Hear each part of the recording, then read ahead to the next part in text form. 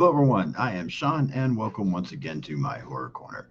Thank you again for watching. I do appreciate that. I know I say it all the time, but thank you guys. I appreciate you watching the video. I appreciate your support, people subscribing, hitting the like button, leaving comments. Again, I really do appreciate the support. So thank you so much. Today, we are going to be talking about 2010's Frozen. No, we're not letting it go. Every time I say I'm going to talk about Frozen, someone wants to sing the song Let It Go to Me. That's not what we're talking about. We're talking about the movie Frozen, where people get stuck on a ski lift. Um, yeah, so let's clear that up. Um, Spoiler-free thoughts on this movie before I get into anything. I had seen this movie before, watching it again a couple of days ago to prepare for this. I've seen it a couple of times actually. Um, yeah, spoiler-free thoughts. I enjoy this film. I think it's a lot of fun. I know that there is some out there. I feel like that it's kind of 50-50 for a lot of people in this movie. There are a lot of people I've talked about that really like it, think it's suspenseful, and just enjoy it. I've heard other people that feel like that it's boring and slow.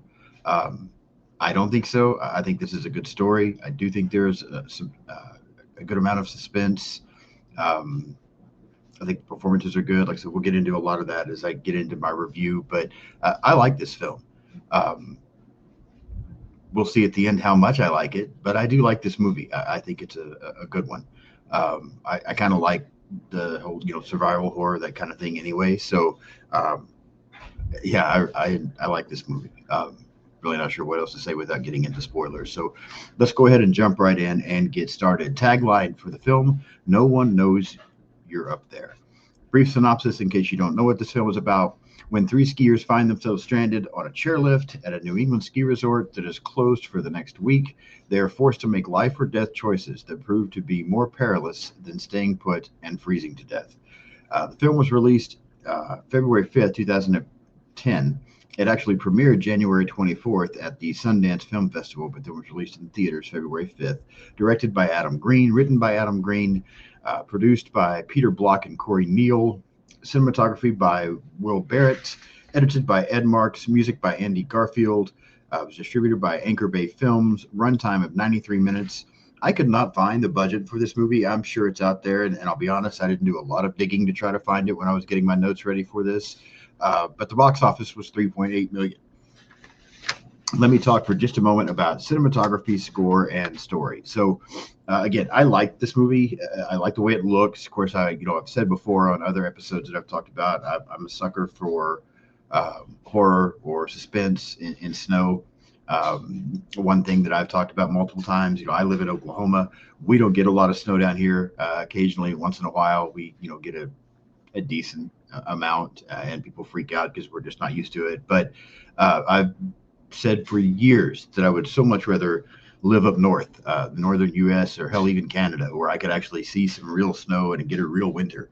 But maybe that's why. But I'm a sucker for movies in the snow, and so I really like the way this movie looks. I think we get some great shots here in this film of this ski resort and just the way things look. So again, I like the way the film looks.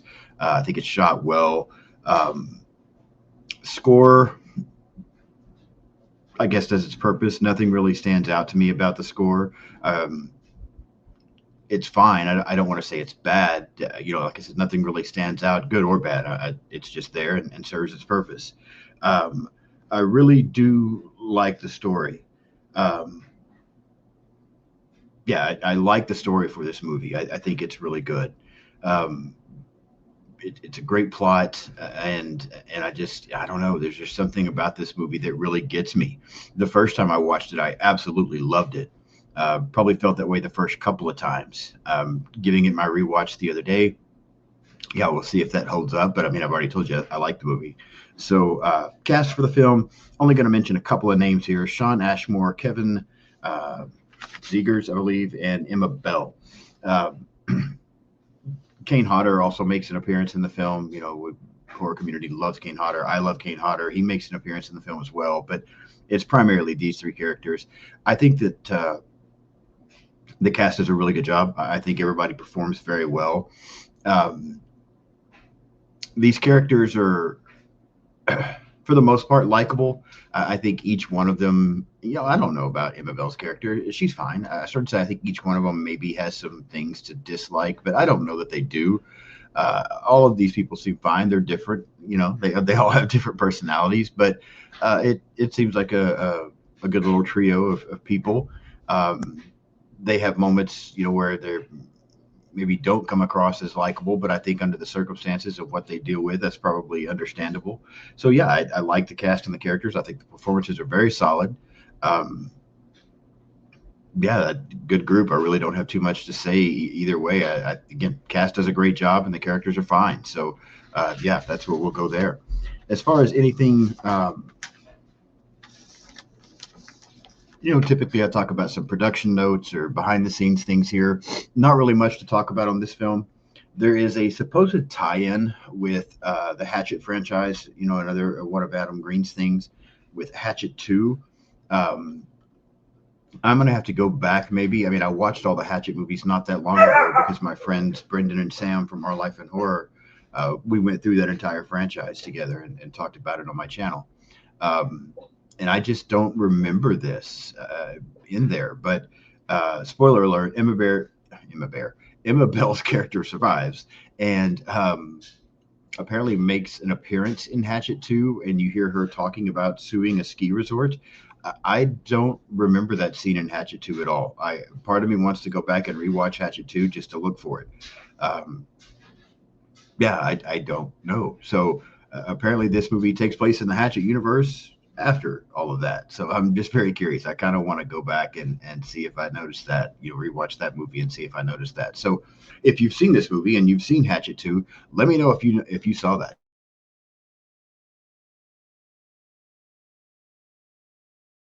Did you yeah, I've seen both of these movies multiple times. Sorry, I think I lost connection there for a moment. So yeah, I want to go back and check that out. Let's go ahead and get into the plot and walk through this film. So we open up at a ski resort. We meet Dan, Parker, and Joe, three people there that have gone away for this weekend. They are trying to get on this ski lift to be able to, ski down the mountain. I guess they didn't get tickets, and so Dan and Joe convince Parker to go over and somewhat flirt with the operator of the ski lift to try to get them on. They do have cash, they just don't have the tickets, and so she goes over. She flirts with him a little bit, talks about her and her girlfriends forgetting to get tickets, but offering him some cash, and he finally gives in. And then of course she shows up with the guys, and he's disappointed that it's her and two guys and not a bunch of girls. But yeah, that's kind of the opening scene for this film. Again, we get some good shots here. Again, I like the cinematography and the way this movie looks. So we get some good shots here. The opening is fine. It's kind of fun. There's not anything about this opening that I'm just like, oh wow, this is going to be amazing. But it's fine. Watching her mess with the the ski lift operator is kind of funny. And the characters all seem fine. I mean, they seem. You can kind of tell that Joe is a little. Maybe he was expecting this to just be him and his friend Dan, and so the fact that Parker's there is a little bit of a bummer to him. And so that's where I could kind of see maybe not liking his character is he's pretty vocal about his thoughts. But I mean, we've probably all been there as well, where you plan a trip and then someone extra shows up that you weren't expecting. It happens. So again, fine opening, nothing special, but not bad. From there, they're skiing again. We get a lot of good shots. Night falls. We find out a storm is coming in. The resort is getting close to closing for a week because of the storm, and they want to do one last run. They want to go up one more time, and so they manage to convince this operator to let them go up the ski lift one last time, so they can make one more quick trip down the mountain before wrapping it up.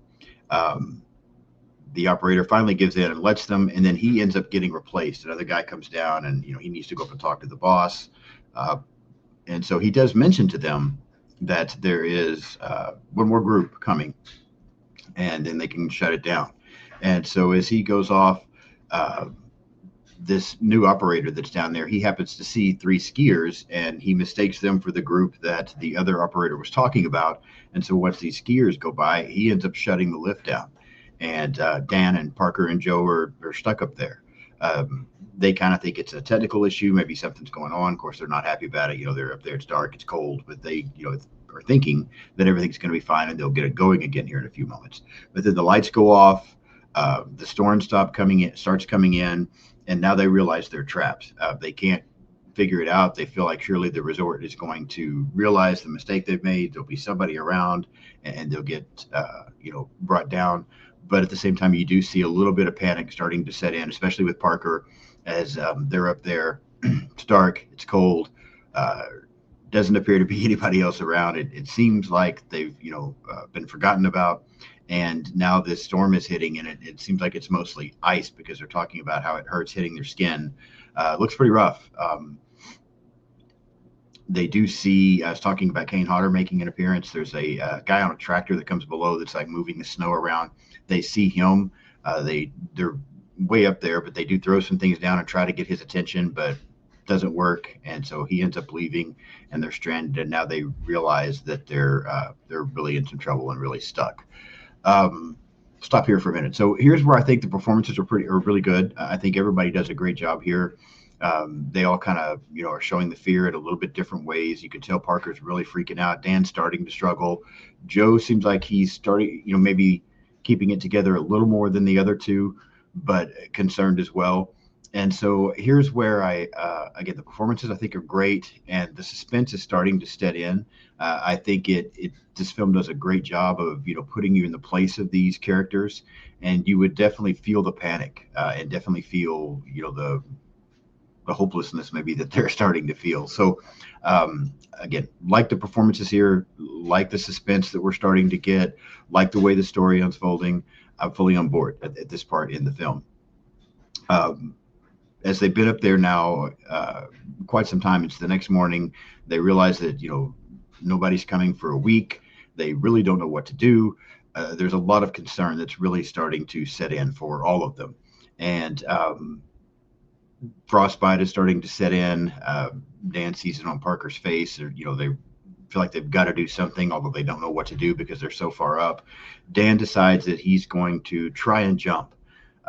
He's going to try and jump and then use his skis to get down the hill and go get help. Turns out to be a huge mistake because when he jumps, he ends up fracturing both of his legs. He's got bones sticking out. And as he's down there, wolves show up. You get a pretty intense scene where, first of all, Parker and Joe are up there freaking out. They want to help him. Dan's down there in severe pain and probably in more trouble now than they are because now, yes, he's on the ground, but he can't walk. And now these wolves are showing up. And then there's a scene where these wolves start to attack him. Dan screams up to Joe, "Don't let Parker watch this." And the wolves attack and kill Dan. I think this is a great scene. It's it's scary, very suspenseful, very well shot. I love this scene. I think this scene sucks you in. You feel bad for everyone involved. I really like this scene. Horrific kill. And even though, we don't necessarily see the wolves tearing him apart, we do see them attack and then kind of get a cutaway and we get some shots after. But I still think the scene is done well. Everything is there that I feel like you would want. And this movie has me completely on board. Even though now I've seen this multiple times and I know what's going to happen, I was still fully on board rewatching it for probably the fourth or fifth time the other day. I like what's going on here. I like the action that we're getting. I like the suspense. All of the actors do a great job of playing terrified. I think this is really good. I'm fully on board and enjoying this tremendously. And, I try to put myself in Dan's position. What would I have done? Obviously, hindsight, he shouldn't have jumped because he broke his legs and ended up getting killed. But at the same time, what else would you do? If you're stuck up there, you can't just sit up there and freeze to death. You've got to do something. So, maybe he should have found a different way to try and get down. But we see Joe try that later, and it doesn't necessarily come out the best either. So, I think it's a great movie. I sit there like, what would I do? I was thinking that when I was rewatching this the other day, what would I have tried? Like, obviously, jumping's not a good idea. But you can't just stay there. So I think this is good. I like the way this movie is playing out, the feelings that you get while watching this film. I'm fully on board and enjoying it. Joe decides he's going to try to climb down. There's a couple of, cable cars or whatever you call them.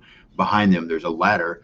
And so he wants to try to go across these cables and get to this ladder. But these cables are razor sharp. They're cutting through gloves and cutting his hands, and so he's not able to do that. He ends up having to come back and is kind of stuck there now, injured in the ski lift with Parker. The next morning, Joe decides to try again. He does end up getting his hands cut up a little bit more, but he does make it to the tower. Now, there is a scene here before Joe makes his escape attempt where we get a lot of dialogue between Joe and Parker. I guess I could somewhat see where some people here might find the movie is slow. I don't think so. I think the dialogue is fine. I think that these two characters who have been a little bit going at each other, and even initially both are blaming the other one for Dan. They're also starting to bond a little bit because of the situation that they're in. So I think both of the actors do a great job here, and I think that I've said it before. I hate to keep repeating myself. I don't think the art of storytelling is something that I don't think we get as much of today as maybe we used to, or maybe we get it. It's just not as appreciated as much. I feel like, nowadays everybody wants these major special effects and, all of these action scenes and just something happening constantly. And that's fine. But sometimes just storytelling is great. And I think what we're getting here when we're watching the interaction between Parker and Joe is we're just getting some good storytelling. We're getting to watch these characters go from being a little bit tense with each other to completely frustrated with each other to then starting to bond a little bit. And I think it's just I think it plays out well. I think the actors do a great job here, and the story works. Had the performances not been as good, then maybe this part could have drug a little bit, but I think it's fine. Again, then we get to Joe. He makes it to this tower. He's cut his hands up more, but he's able to get down. He's had Parker throw down some of the skis, I believe, to him. And so then he decides to try and slide down the mountain, kind of snowboard, to try to get to help. But as soon as he gets started, the wolves show back up and they're chasing him. The next morning, Parker kind of wakes up again. She's been up there for quite some time now. She's got frostbite. She's absolutely miserable. She's terrified, and Joe has not come back. So she decides that now she needs to try to climb down to get to safety, because who knows what's happened to Joe, and now she's just stuck up there by herself. So in the attempt to climb down, we've seen at different times throughout this where the ski lift is starting to come loose because of this particular chair that they're in, because of all the activity and stuff that's gone on up there, and so it ends up falling, which causes her to fall as well. Now, luckily for her, it drops a little bit first with her hanging down, so she's gotten somewhat closer to the ground, and then a few minutes later it falls. So the fall doesn't have the same impact on her that it had on Dan previously, but once she hits the ground, the chair also falls on her leg, injuring her. So now she's there, but she's in pain. She does begin to try to get down the mountain. She's doing some crawling and sliding. Get a little bit of a tense scene where she comes across the wolves, and we see the wolves actually eating Joe. So we know that they caught him and killed him. But the wolves seem to be pretty sidetracked with Joe and don't notice her. And so she's able to get further down the mountain and get to a road. We see a car that she's trying to get the attention to, but being injured and exhausted and just not okay. She's not able to get the car's attention. First one passes her by, but she gets a little further into the road, and then a second car shows up and does end up picking her up. And then the driver helps her and is taking her to the hospital. And that's where the film ends, with her being on her way to the hospital, thinking about everything that's just happened to her. And that's Frozen. Again, I think we get great performance from Emma Bell here in this final scene and the way this wraps up. I like the tension of it as she is, she gets injured when she falls, and then she's trying to get down the mountain herself. She sees the wolves, so we get that tense scene there. We find out what's happened to Joe. I think it works. I think this plays out well, and the finale is fine. We know that she survived. She's on her way to the hospital, but we also know she's got to be traumatized from everything that she just went through. So, overall, I think this movie is still really good. I love the cinematography, love the way it's shot, love the suspense. The performances are all very good. I don't have a lot of negative to say about this movie. Having seen it a few times, I don't know if I like it quite as much as I thought I did in the beginning. And that's, probably just because some movies, I have no problem rewatching movies. I'm a rewatcher. I watch the same things a lot. So, and I'm perfectly fine with that. I enjoy rewatches. I think this one still holds up. Maybe knowing what happens, in a suspense film, we're not talking about a slasher movie here that we're watching for the kills and, that kind of thing. So, where this movie, the plot is a much bigger deal. And so once you've seen what happens and you know what's going to happen, watching it multiple times, I can see it coming down a little bit. Maybe it came down for me somewhat, but I still really enjoy it. I think the first time I watched this movie, I might would have rated it as high as a 9 because I absolutely loved it. I'm going to bring it down a little bit from that, but I still think this is a very good movie. I'm going to give Frozen from 2010 an 8. I just absolutely love this. I think it's a great movie, great suspense, great performances, looks good. Not too much negative to say about this film at all. Maybe a couple of moments here and there where it drags, but I could see that being some people's thoughts. I don't really think so. I mean, the runtime's only 93 minutes. I don't think. I just don't think it drags.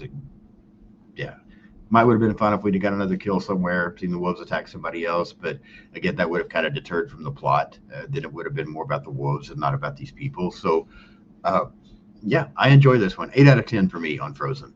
Let me know what you think. If you've seen this movie, leave me some comments, please. Let me know what you think about this movie. Do you like it as much as I do, or do you think it is slow and drags? I want to know your opinion on Frozen. And leave me some comments in general. Hit the like button for me today. Hit the hype button. Leave me some comments. I do love the interaction with people. If you haven't subscribed to the channel yet, please do so. I've got some fun episodes coming up as we get closer to Christmas. I'm going to be talking about Krampus. I'm going to be talking about Gremlins. I'm going to be talking about Jack Frost, Silent Night, Deadly Night, the original, and hopefully the new one that just came out. I plan on trying to go see that. I'm recording this on Saturday the 13th. I plan on going and seeing the new Silent Night, Deadly Night tonight and trying to get a bonus video up a bit here in the next couple of days. So, a lot of fun stuff coming up. Hit the subscribe button so you don't miss anything. Again, hit the like button. Leave me comments. I absolutely love the interaction with people. I really do appreciate it when everyone does that. So follow me on social media. I'm pretty much on everything out there. Blue Sky, Instagram, Threads, TikTok, X. I have a Letterboxd. Just search Sean's Horror Corner. You should be able to find it all. And I guess that's it for this episode. I will be back in a couple of days to discuss, hopefully, the new Silent Night, Deadly Night, as well as Krampus. So don't miss those episodes. Thank you so much. I will see you soon.